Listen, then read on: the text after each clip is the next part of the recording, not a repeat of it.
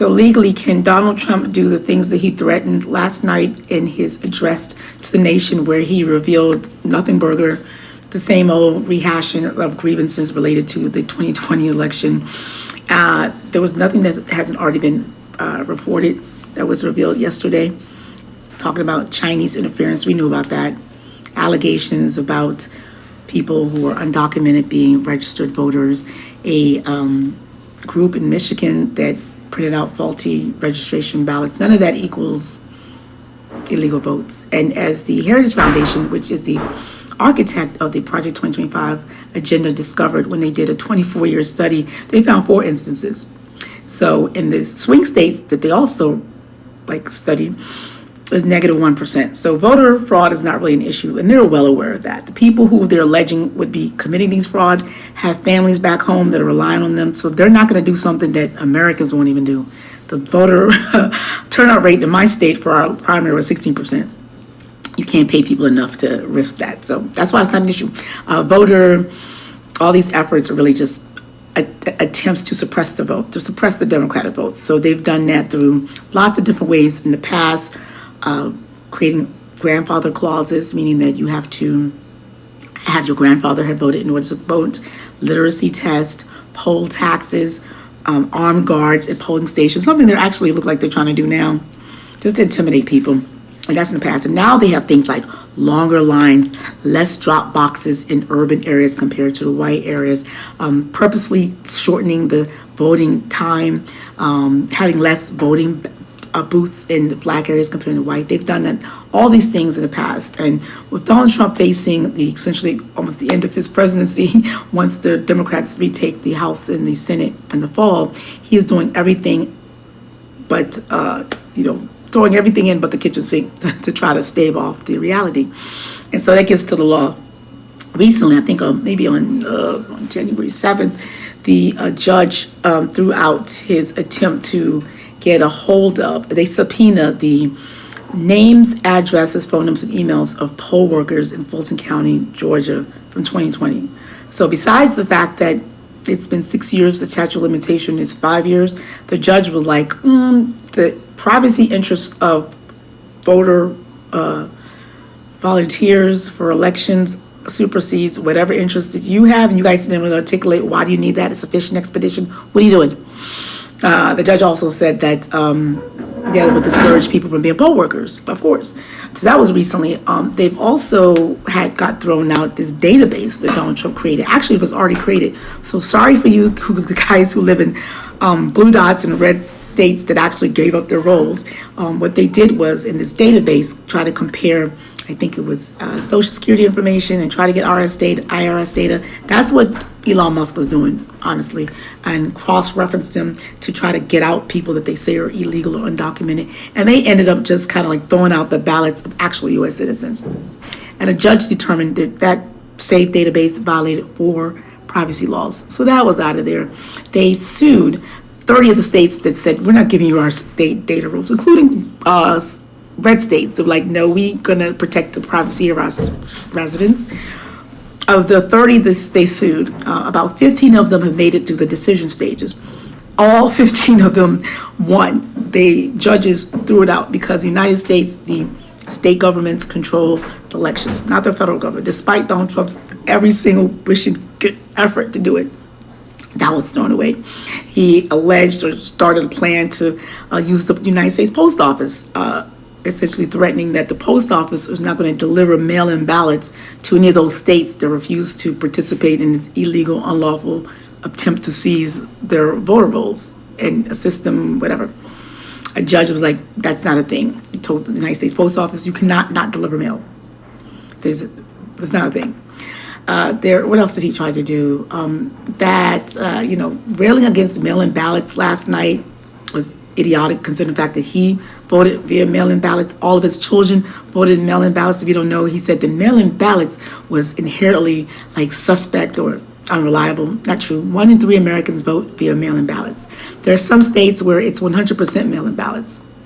He talked about how California, a traditional blue city, must be cheating by counting their votes so long after the actual election day, as they've done longer than he's been in politics, is trying to insinuate that there's something fishy going on there.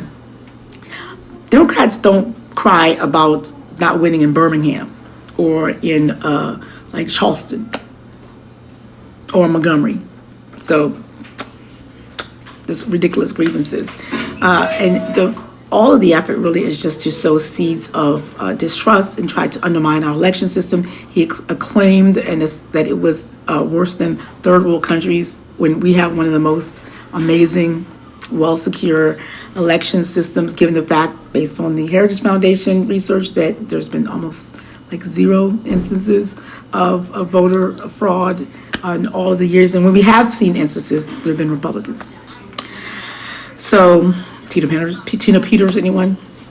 Not an issue. And some people have said it really is signaling on to the MAGA bases that, try to get them all riled up. But according to the people reading the tea leaves, even they're not interested, they're not moved because, again, nothing burger, nothing really new. They released 6 previously top secret documents, but when people looked through them, it was like nothing again that hasn't already been reported. So, yeah. So those are his efforts to, every single legal thing he's tried to do has had legal challenges and have lost. And so his claim that he will be able to throw out the ballots of any state that was hacked by the Chinese is not a thing. They can't do it. It'll be challenged. The state's control. He has no authority whatsoever to toss any ballots out. The final thing that you probably heard about is the SAFE Act. The SAFE Act is not going to pass because there's a long-standing principle in the Congress between the Republicans and Democrats that whichever party is in control, they will maintain this system called this filibuster, which will say that you need 60 votes to win in certain situations. Like say that requires 60 votes. The Republicans do have a majority, but for the filibuster, which is a way that the minority party can actually have some sort of control when they're in the minority party is Democrats right now. Donald Trump has asked the Senate Majority Leader John Thune to toss the filibuster rule out because they have 51 votes and vote in. Now, the thing is, John Thune knows Donald Trump is 80 years old. He realizes this whole MAGA thing is probably on its way out as well, is sunsetting, and he's not willing to essentially obliterate the Republican priorities and agenda for good when the Democrats come into office, because they're going to win the House and Senate. Because if you get rid of this filibuster now in order to implement the SAFE Act, not only is that not going to necessarily cause Republicans to maintain the House and Senate, it's not looking at like, then you would also secure the way for Democrats when they get in office to also say, okay, we know filibuster within 51 votes mean that we can pass comprehensive immigration reform, which could include giving amnesty to everyone here who is in line or even undocumented. 11 million people. You could also pass common sense gun control, which would include banning automatic weapons and other weapons of mass destruction that civilians have in the United States. We're the only country, I believe, that allows a civilian population to have military-grade equipment for what? We can determine that is a national security interest, like Donald Trump has been abusing and using a national security interest to do a lot of things that's unlawful, and just, take all of the guns away.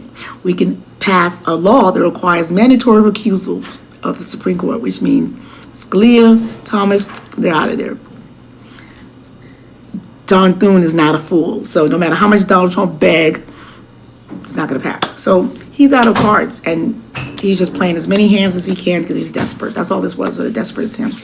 And people should be scared and should be worried because they break stuff first and worry about it less after.